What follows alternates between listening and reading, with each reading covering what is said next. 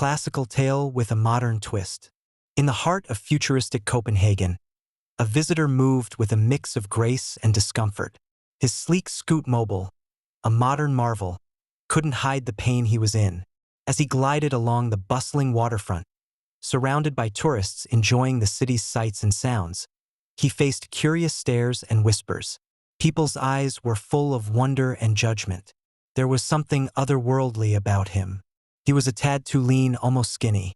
He moved a bit too calculated and perfect, only to lose control at other times. His seemingly caring eyes observed everyone, breaking off just before making contact. Each day he would get off and take slow, careful steps, his face showing the effort it took. Despite the advanced technology around him, the weight of Earth's gravity was a constant challenge.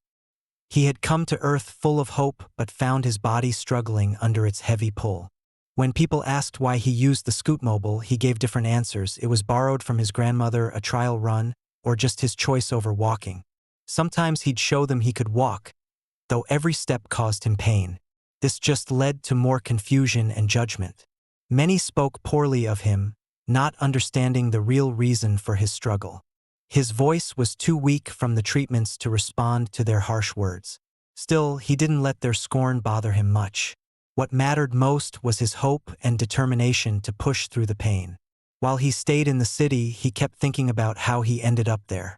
The city's landmarks, symbols of longing and sacrifice, felt strangely familiar to him, a reflection of his own journey. He remembered an old fairy tale he'd read before coming here. The story, filled with longing and sacrifice, seemed to echo his own experiences. His thoughts wandered back to his home planet, a world where the gravity was lighter and every movement was effortless. The plant life there resembled Earth's underwater flora, with plants swaying gently in the light breeze like seaweed in the ocean. His ancestors were among the first to leave Earth, settling on this distant world generations ago.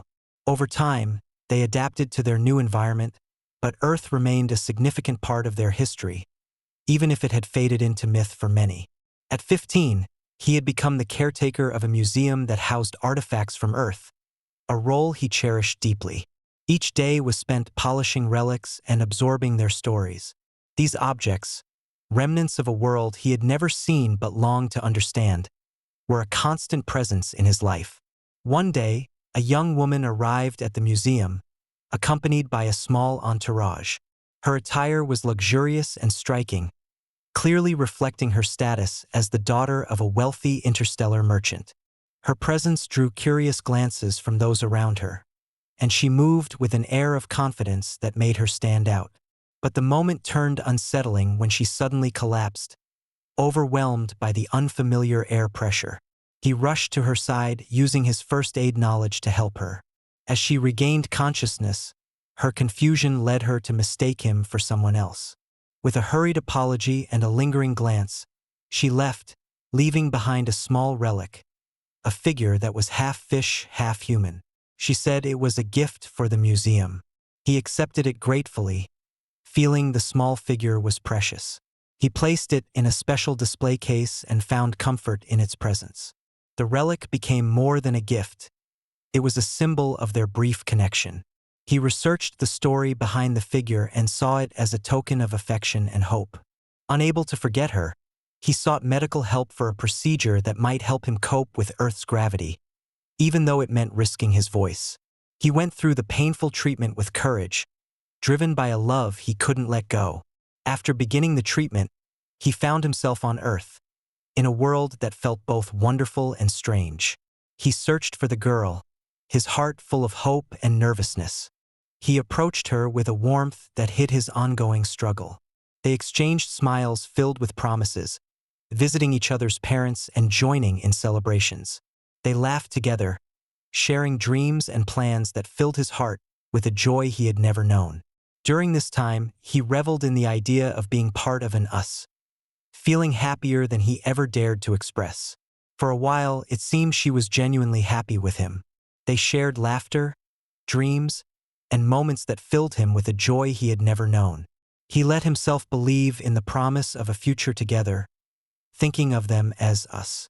The toll of his condition became more apparent as the relationship progressed. Each attempt to communicate required immense effort, and his voice, still weak and strained from the treatments, made communication increasingly difficult. When she asked about his feelings, he could only offer a few strained words, his voice barely a whisper. To keep things feeling normal, he tried to joke around, but the effort seemed hollow, hiding more than just his discomfort. Despite his attempts to reassure her and show strength, his struggles became more noticeable, and the distance between them started to grow. The Roskilde festival approached, and a sense of unease began to creep in. She spent time with others. She always did this. She never did this. But when the festival arrived, she chose to spend it with another, leaving him alone. His mind clouded with confusion and a stubborn refusal to let go. He couldn't accept the possibility that their connection might not be real. It wasn't until she told him plainly that there was no us, and there never had been, that he faced the harsh truth. With his heart shattered, he watched from a distance as she enjoyed the festivities, feeling like a mere shadow in her world. During these dark hours, he learned one thing: do not question why you wake up crying. It only makes things worse. Every day was a struggle, amplified by the weight of his own hope and despair.